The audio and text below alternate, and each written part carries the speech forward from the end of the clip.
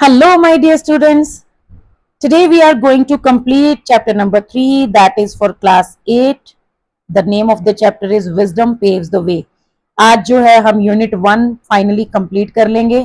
ठीक है, chapter number 3 की बाकी की जो बुक एक्सरसाइज है मैं आज आपको वो करवा रही हूँ. बाकी की मतलब क्या है, इससे पहले जो let us think and reflect, let us discuss and let us learn जो है वो मैंने ऑलरेडी अपने चैनल पे अपलोड कर दिया है.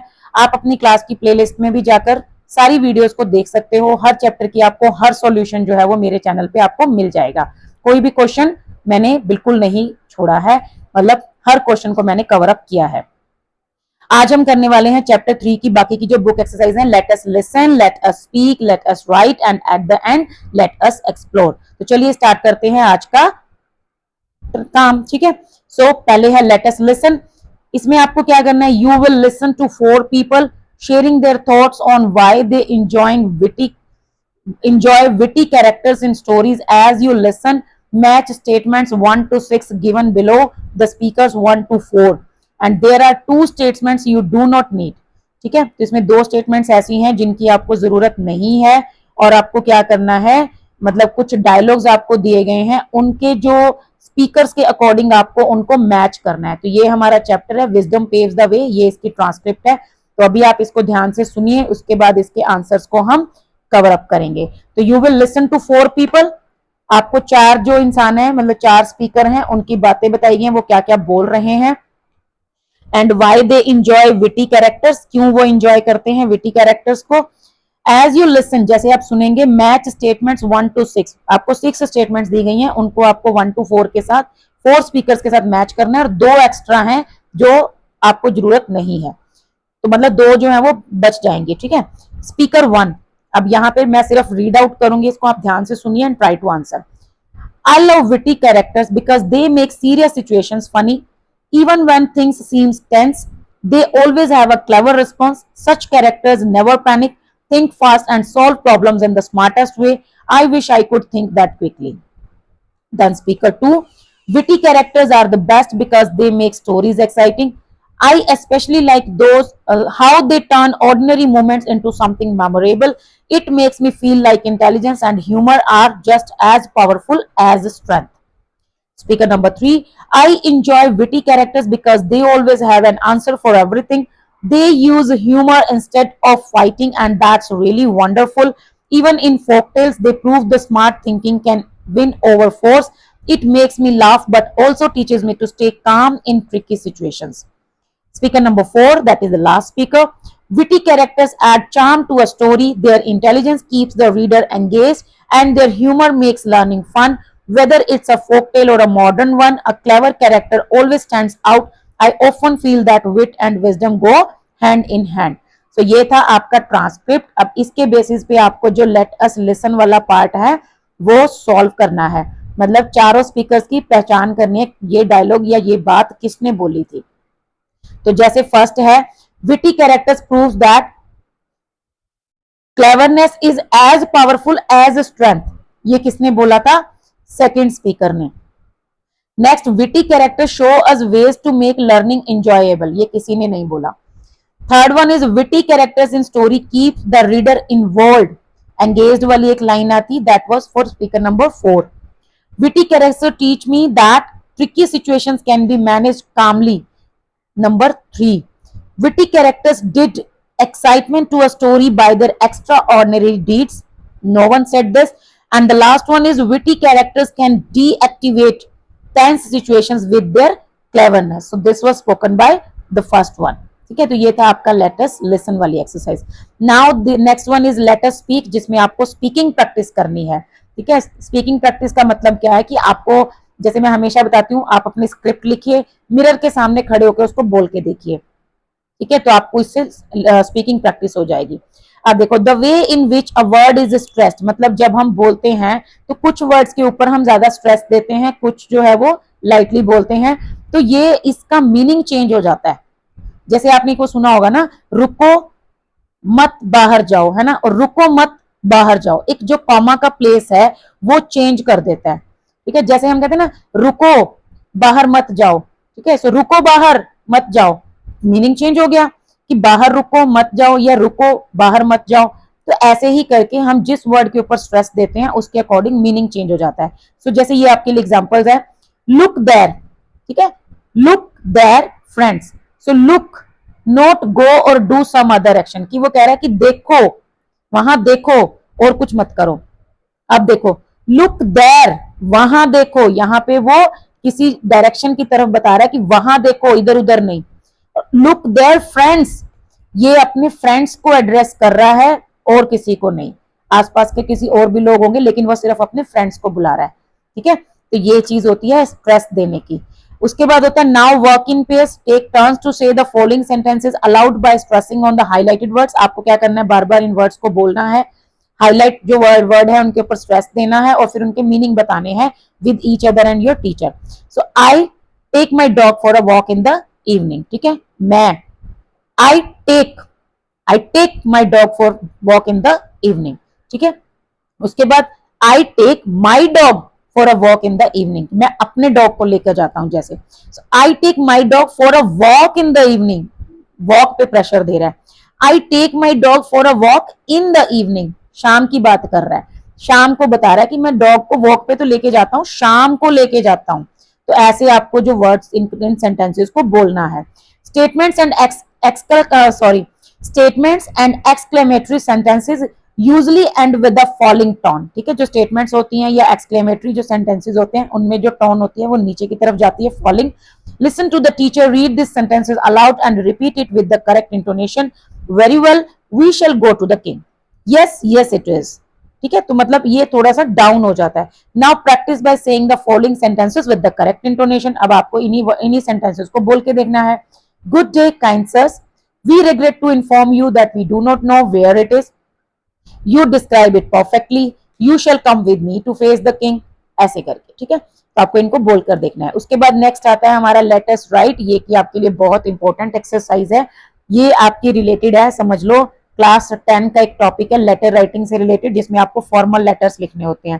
तो ये आपका रिलेटेड है कंप्लेंट लेटर से, ठीक है। तो ये जो है ना, इसके लिए मैं कोशिश करूंगी अलग से वीडियो बनाऊंगी क्लास 10 के स्टूडेंट्स के लिए, कंप्लेंट लेटर कैसे लिखते हैं। तो वो वीडियो भी आप जरूर देखना, क्योंकि राइटिंग ग्रामर की कोई भी वीडियो आती है तो आप भी उसको देखा करो, आपके ही काम की चीजें होती हैं वो। हाँ, अगर चैप्टर आपके काम का नहीं है, स्टोरी आपके काम की नहीं, आपके सिलेबस में नहीं है, तो एक अलग चीज है, हालांकि वो भी आप देख सकते हो क्योंकि उसमें भी आपको बहुत कुछ सीखने को मिलेगा। तो यहाँ पे ये कंप्लेंट लेटर से रिलेटेड है। सबसे पहले तो आपको लेटर का फॉर्मेट पता होना चाहिए, that is SDR SSB CS। इससे रिलेटेड बहुत सारी वीडियोस मैंने अपने चैनल पे अपलोड की हुई हैं, आप जाके देख सकते हो कि ये ट्रिक क्या है, SDR SSB CS इसका मतलब क्या है। So you have observed that kachcha road leading to your colony is in very bad condition due to heavy rains, कि आपके कॉलोनी में एक कच्चा रोड है जिसकी कंडीशन काफी खराब है। The potholes are dangerous for people and can lead to accidents, जो खड्डे वगैरह हो गए हैं वो काफी डेंजरस हो गए हैं, एक्सीडेंट्स हो सकते हैं। They also serve as a breeding ground for mosquitoes, काफी मच्छर हो गए हैं वहां पर। And there is stagnant water all around, पानी जो है वो जमा हो गया है जगह जगह पे। Write a letter of complaint to the commissioner, किसको लिखना है आपको, द कमिश्नर, म्यूनिसिपल कॉर्पोरेशन और द सरपंच, ग्राम पंचायत। अगर आप सिटी में रहते हो तो कमिश्नर MC हो जाएगा, अगर आप गांव में रहते हो तो सिटी में रहते हो तो म्यूनिसिपल कॉर्पोरेशन को, अगर गांव में रहते हो तो सरपंच और ग्राम पंचायत, दोनों में से एक यूज करना है आपको। To look into the matter and take necessary action, कि वो इस तरफ ध्यान दे और एक बढ़िया सा एक्शन जो है वो इसके लिए ले। Follow the format of a formal letter, ये आपको यहाँ पे बोल दिया ना कि फॉर्मल लेटर का आपको फॉर्मेट फॉलो करना है, that is SDR SSB CS। And draft the letter with the help of cues given below, ठीक है। और ये आपको कुछ हिंट्स दिए गए हैं, इनकी हेल्प से आपको क्या करना है, लेटर जो है उसको कंप्लीट करना है, ठीक है। सो पहले देखो ये क्या है, SDR SSB CS, इसकी डिटेल्स में वीडियो आप मेरे चैनल पे देख सकते हो। S होता है सेंडर्स एड्रेस, ठीक है। D से हो गया डेट, R से हो गया रिसीवर्स एड्रेस, सब यहां हो गया सब्जेक्ट, यहां हो गया सर या मैडम जिसको हम बोलते हैं सैल्यूटेशन, ये हो गया बॉडी ऑफ द लेटर, ये हो गया कॉम्प्लीमेंट्री क्लोज जिसमें हम लिखते हैं योर्स फेथफुली योर्स ट्रूली, और लास्ट में ये हो गया सिग्नेचर, आपका नेम। और ये जो बॉडी ऑफ द लेटर के लिए आपको पॉइंट्स दे रखे हैं, ठीक है। तो सबसे पहले आप अपना एड्रेस लिखोगे, यहाँ मैं थोड़ा सा यहीं पे एक्सप्लेन कर देती हूँ। सबसे पहले आप अपना एड्रेस लिखेंगे, जो भी आपका एड्रेस है, या आप सिंपली एग्जामिनेशन हॉल XYZ लिख सकते हैं। आज की डेट डालोगे जिस दिन आप लेटर लिख रहे हो, रिसीवर्स एड्रेस में आप यही लिखेंगे, द कमिश्नर म्यूनिसिपल कॉर्पोरेशन और अपने सिटी का नेम, या फिर द सरपंच ग्राम पंचायत आपके गांव का नेम। सब्जेक्ट क्या हो गया, कंप्लेंट, कंप्लेंट लेटर, ठीक है, या आप बता सकते हो complaint regarding bad condition in the locality और of the kachcha road. Then sir हो गया। कॉम्प्लीमेंट्री क्लोज में आपको बॉडी अभी बताती हूँ। कॉम्प्लीमेंट्री क्लोज में आपको लिखना है योर्स ट्रूली और योर्स फेथफुली, और साइन में आपको अपना नेम लिखना है। तो बाकी सब पॉइंट्स क्लियर है। बच गया बॉडी ऑफ द लेटर। अब बॉडी ऑफ द लेटर में आपको क्या करना है, इसको मैं यहां से इरेज कर देती हूँ। बॉडी ऑफ द लेटर में आपको ये करना है, पहले आपको 3 पैराग्राफ में आपको इसको कवर करना है। पैराग्राफ 1 में आप क्या करेंगे, state the purpose of writing and the issue, कि आप ये लेटर क्यों लिख रहे हो। I would like to bring to your kind attention, या फिर I am writing to draw your attention towards, किस चीज की तरफ अटेंशन कराना है, यही वाला same, towards the condition of the kachcha road leading to our colony. This road, यहां से आप सारा ये मैटर यूज कर सकते हो। This road is in very bad condition due to heavy rains, the potholes are very dangerous for people, they can lead to accidents, they can also serve as a breeding ground. ऐसे करके ये आप सारी lines का use कर सकते हो, ठीक है। इन्हीं को मॉडिफाई करते हुए आप नेक्स्ट स्टैंजा भी लिख लोगे। इन दोनों में से आपको एक लाइन यूज करनी है, उसमें आपको बताना है कि आप किसके बारे में लेटर लिख रहे हो। पैराग्राफ 2 में आपको डिटेल्स देनी है, जिसमें आप बाकी की लाइंस यूज कर सकते हो। The problem that we face are, क्या आपको प्रॉब्लम आ रही है, is causing inconvenient as potholes are very dangerous and they can cause fatal accidents, ठीक है। उसके बाद they have become a breeding ground for mosquitoes, so किसी भी तरह की बीमारियां फैल सकती हैं, ठीक है। ये आप इनमें से कोई भी क्लू का यूज करते हुए आप बॉडी ऑफ द लेटर को कंप्लीट करेंगे, और ऊपर जो आपको सेंटेंसेस दिए गए हैं उनकी हेल्प लेंगे। लास्ट में आपको सजेशन और रिक्वेस्ट करनी है। Firstly I would like to suggest, अब आपको क्या सजेस्ट करना है कि सबसे पहले उस रोड को, उसकी मेंटेनेंस करवाई जाए, ठीक है। उसके बाद पोर्ट होल जो है उनको फिल करवाया जाए, और जो है मेडिसिन वगैरह जो है उनका छिड़काव करवाया जाए। तो ये हो गया, I request you to look into this matter and take a necessary action. उसके बाद I look forward to your prompt response, ये आप इनमें से कोई भी यूज कर सकते हो, ठीक है। I request you to take look into this matter and take a prompt action, इसमें आप एक लाइन और यूज कर सकते हो जो कि आप किसी भी कंप्लेंट लेटर में कर सकते हो। अ favourable action, the sentence is a favourable action will be highly appreciated, ठीक है, कि अगर आप एक फेवरेबल एक्शन लेंगे तो हम आपकी प्रशंसा करते हैं, मतलब हम आपके आभारी रहेंगे। उसके बाद थैंक यू, ठीक है, थैंक यू वो भी आप प्रॉपर सेंटेंस में लिख सकते हो। I shall be thankful to you for this, yours truly, उसके बाद आपका नेम, बस खत्म। ये हो गया आपका कंप्लेंट लेटर। इसको जरूर लिखना, प्रैक्टिस जरूर करना, क्योंकि बहुत इंपॉर्टेंट टॉपिक है, आगे भी आपके काम आने वाला है। नेक्स्ट हमारा लास्ट जो आता है लेट अस एक्सप्लोर, जो कि काफी इंटरेस्टिंग होता है, रिसर्च वर्क से रिलेटेड होता है। स्टेजिंग अ प्ले, इसमें आपको क्या कह रहा है कि सबसे पहले आपको क्या बता रहा है कि एक स्टेज पे एक परफॉर्मेंस जो है प्ले का परफॉर्म करना, मतलब कोई नाटक वगैरह प्रेजेंट करना, वो उसके अंदर काफी चीजें चाहिए होती हैं, जैसे कि क्रिएटिविटी, कुछ नया, ठीक है, मतलब आप कुछ नया सोच के लाएंगे, कुछ बढ़िया करेंगे। ऑर्गेनाइजेशन, उसको कैसे ऑर्गेनाइज करेंगे, कैसे सीन्स होंगे, डायलॉग्स होंगे, ये सब। एंड टीम वर्क, और उसमें पूरी टीम का काम होता है, कोई एक भी बीच में से अगर रोल खराब कर देता है तो पूरा प्ले खराब हो जाता है। अब इसमें क्या क्या स्टेप्स होते हैं, सबसे पहले चूज अ प्ले, ठीक है, सबसे पहले आपको एक प्ले चूज करना है that suits your requirements of theme और ड्यूरेशन और नंबर ऑफ एक्टर्स और वट, जो भी, मतलब आपको अगर स्कूल में करना है, कहीं पे बाहर करना है, तो उसके लिए आपको प्रॉपर थीम चूज करना है।